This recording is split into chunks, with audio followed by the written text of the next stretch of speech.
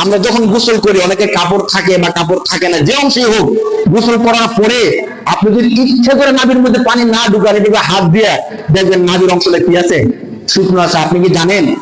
ভয়ঙ্কর তথ্য হলো এই নাভির অল্প একটু শুকনা থাকার কারণে আপনার ফরজ যে গোসলটা আছে এই গোসলটা হয়নি।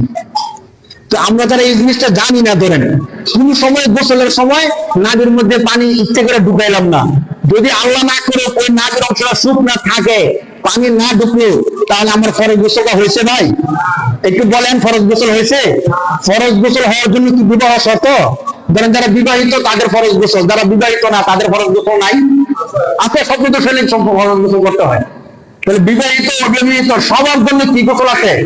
শুধু পুরুষের জন্য নাকি মহিলাদের জন্য? মহিলাদের জন্য। তো দেখেন, পুরুষ এবং মহিলা আমরা যদি এই মাসালাটা না জানি, মানে মাসালা জানলে 60 বছর নফল নামাজের সব কেন, এই বিষয়টা আমি বলতেছি।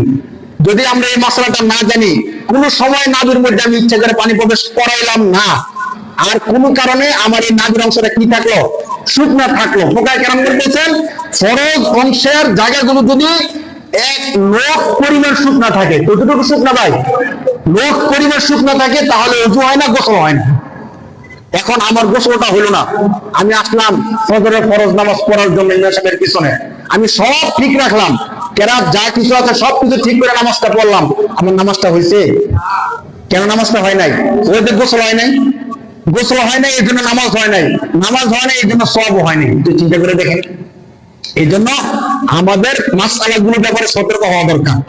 ওযুর ফরজ কি, গোসলের ফরজ কি, কোন কোন বিষয়গুলো আমাদের জানা থাকা দরকার, ওই বিষয়গুলো আমাদের বেশি গুরুত্ব দেওয়া দরকার।